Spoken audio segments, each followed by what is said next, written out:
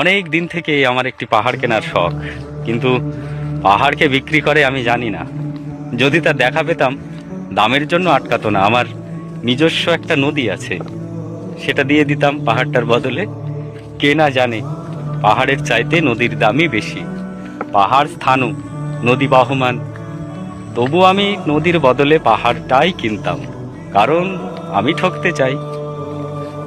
নদীটাও অবশ্য কিনেছিলাম একটা দ্বীপের বিনিময়ে। ছেলেবেলায় আমার বেশ ছোট্টখাটো ছিমছাম একটা দ্বীপ ছিল, সেখানে অসংখ্য প্রজাপতি। শৈশবে দ্বীপটি ছিল আমার বড় প্রিয়। আমার যৌবনে দ্বীপটি আমার কাছে মাপে ছোট লাগলো। প্রবাহমান ছিপছিপে তন্নি নদীটি বেশ পছন্দ হলো আমার।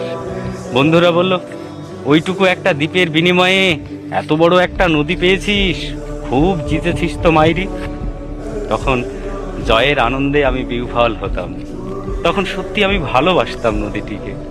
নদী আমার অনেক প্রশ্নের উত্তর দিত, যেমন, বলো তো আজ এখানে সন্ধ্যাবেলা বৃষ্টি হবে কিনা।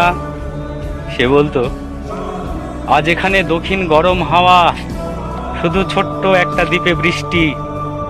সে কি প্রবল বৃষ্টি, যেন একটা উৎসব। সেই দ্বীপে আমি আর যেতে পারিনি। সে জানতো, সবাই জানে, শৈশবে আর ফেরা যায় না। এখন আমি একটা পাহাড় কিনতে চাই। সেই পাহাড়ের পায়ের কাছে থাকবে গহন অরণ্য।